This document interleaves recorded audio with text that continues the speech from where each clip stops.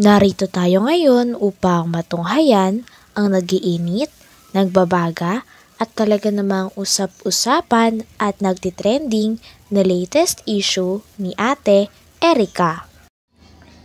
Sa pagpapatuloy ng ating istorya ay narito nga muli si Kalingap Val upang pag-usapan at upang maresolba ang problema ni Ate Erica sa pagitan ng kanyang lolo at ng mga pamilya na naiwan nila pagkatapos nilang magkaroon ng bahay at pera ng kanyang kapatid na si Sheila May. Dito nga ay pinapangaralan ni Kalingap Val ang tita nila Ate Erica na sana ay hindi na lang ito nagsalita at inunan niya muna ang reputasyon nila Ate Erica. Grabing inggit mo, tita. Huwag ka naman ganyan, tita. Kung ikaw ay naiinggit, huwag kang ganyan. Pamangkin mo yan eh.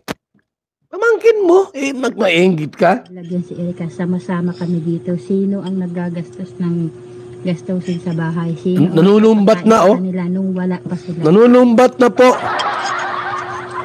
Kaya huwag kayo magawa-gawa ng kwento. Dada ng dada, na wala namang kayong mga alam. Fast forward natin konti. O sige, magsumbong ka. Magsumbong. Ay, sana. Hindi niya ako igawan ng issue. Sige. Kami magkakarapatid, nag-uusap-usap na. Nag-usap na sila. Mapapahiya yung pinagmamalaki ninyo. Sige daw, isama mo ako sa meeting nindo. Kaming magkakapatid, nag-usap-usap na. You requested me? Isama niyo ako sa group chat ninyo kung may group chat kayo. Subukan ninyo. Sige, Dahil matapang si kami tita. mga tiyahin-tiyuhin ang haharap sa inyo. Sa kanila. Sa inyo at dyan sa Erica. Sige, sumbong ka. Subukan nyo. Namumuro na kayo. Sige na. Yan namin. Tagal tong inggit Kung ka gusto lang. nyo pasikatin si Erica, pasikatin ninyo. Hubaran Inggit ka lang. Wala kami pakialam dyan. Gitira kang maray. Hindi yung pakialam ng inyong pamilya namin. Yes. Magulang namin. Sumusobra na kayo. Wala ko sa'yo. Gitira ka. Binabaliktad ninyo? Totoo naman. Kapatid ko, scammer. Scammer ka? Kapatid ko, may pisang bilhin. Gitira na mga Scammer sila. Ay, sila. Hindi pala siya. Kung Sorry, pakinig yun tita. Para malaman ninyo kung sino ang talaga naghahawak ng pera. Kung sinong scammer. Sila, hindi kami. Alam, tao kami sa pusporo. Wala kami. Matinding yon, revelasyon mga kalingap. Sila ang scammer. Sinong ini-scam ninyo? Yung kalahating milyon? Lumabas na ang totoo. Lang magkakapatid. Si Sheila May ang promotor. Ay! Sheila May ang scammer. Ang bihira ka, Sheila May. Kita ka na dyan sa may, sa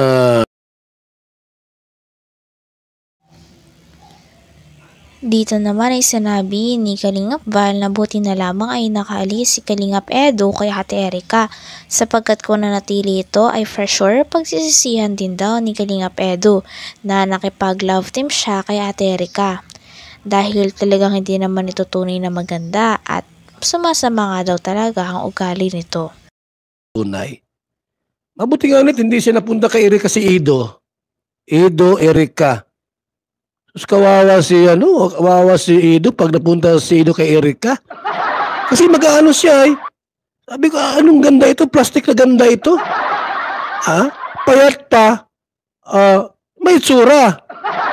Pero si Biancy mga kalingap, malaman na maganda pa. Kung nagkataon po na sila ni Ido, ni Erica Ido, Idrika, kawawa po si Ido. Kasi yung kanyang kapartner, si Erica, hindi maganda po. Hindi maganda. Maitsura po. Ibang maganda, ibang maitsura. Ang maitsura po si Biancy. Sexy na, may laman ang katawan, maganda. Si Erica po mga kalingap, maliit eh. Payat na maliit pa. Hindi man maganda si Erica po. Yung itsura niya, mukha niya, ang liit-liit ang mukha. Nainggit itong si tita ay. Huwag ka mainggit, tita. dapat magpasalamat ka sa mga pamangkin mo. May pamangkin kang may itsura. Huwag mong sabihin po, "Uy, ang ganda ni Erika." Di po totoo yan. Mag-uupost ako. No! Hindi maganda si Erika.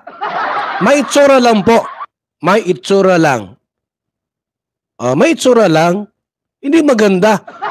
Ang maganda po ay si Biancy. Kaganda ni Biancy. Pag maglakaw po, magpasyon siya kaya yung lubot, may lubot si Erika. Ay lubot. Si Biancy na ay lubot. Guwapa ni Biancy, oy. Kaya tama yung, Edo and Biancy. Pabor ako doon. Kahit sila po ay magkatuluyan, pabor ako. Bakit? Hindi siya magsisisi. Maganda ay, kung si Erika po, wala. Sabi, bakit dyan ka dikit dyan kay Di ba maganda yan? Si Erika, may itsura lang. May itsura lang. Kaya wag ninyong ibaliktad sa amin. Bakit, yan, tita? wala kaming alam. Inggit ka lang. Magkakasama nga kami dito sa bahay. Ah. Pero wala kaming mga alam sa mga kinikilos nila. Sabi nga ni Kalinga Val na kung totoo na walang inggit na nararamdaman ng ate ni Erika kaila Ate Erika ay sana tawagan daw nito si Kalingap Val sapagkat kapag nakausap na raw ni Kalingap Val ang tita nila sa personal at nasabi sa kanila mga tunay na nangyari ay doon lang daw maniniwala si Kalingap Val dahil gusto niya sa personal na re-resolba ang mga away na ganito at gusto niya ay siya mismo ang makakarinig hindi sa online kundi sa personal. Matix, Kuya Val, di ako naiinggit dyan sa dalawa na yan. Sige, magkita tayo. Sa akin mo sabihin lahat yung mga bakit napunta yung kalahating milyon, anong ginawa ni Sheila May. Baka nasilip-silip mo dyan, ikwento mo sa akin kung talagang walang inggit. Sabihin mo sa akin, number ko, 0929 1132469. Sa akin mo ikwento lahat. Kung ikaw ay walang inggit. Subukan ninyo ako na mag-live. Napapahiya yung pinagmamahal. Ay, sus! Subukan niyo. Inggit ka lang. Yung magulang ko, nanginginig. Halos di na namin maintindihan kung anong gamutan na ang mangyayari. Tumawag ka dito sa cellphone ko. Daw. Kita. Nandiyan ka sa ating live. Tawagan mo ako sa cellphone ko. 0929-1132469. Murahin mo ako. Sige, murahin mo ako dito. Na hindi ka inggitira. Inggitira kang maray. Sa naong pa lang, lamig kumuto naong sus. Nasa harap ka lang, kinumot ko yung naong ni mo. Tanda-tanda mo na, nainggit ka pa sa pamangkin mo. Sapagkat may itsura sila, ikaw wala.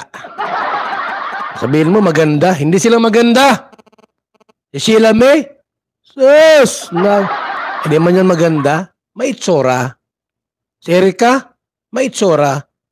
Ang maganda po si Biancy. Ganda ni Biancy, no? Grabe. Sexy na, malaman pa, maganda pa. Tuloy mo. Ganyan ang ginagawa ninyo ng mga issue-issue. Nasubukan ninyo na may mangyari sa magulang ko. Sige daw, magkwento ka. Magkwento ka lang. Huwag kang mapagod magkwento. Nag-video ako dahil gusto kong sabihin sa inyo ang totoo. Dahil sobra na yung mga ginagawa ninyo na pandalait sa magulang ko, sa magulang namin. Kung noon hindi kami nagkikibo, dahil sino ba naman? Hanggang dito na lamang muna ang ating nag-iinit, nagbabaga, pinag-uusapan at talaga namang nagtitrending na latest issue ni Ate Erika. Maraming salamat sa inyong panunood. Hanggang sa muli. Bye!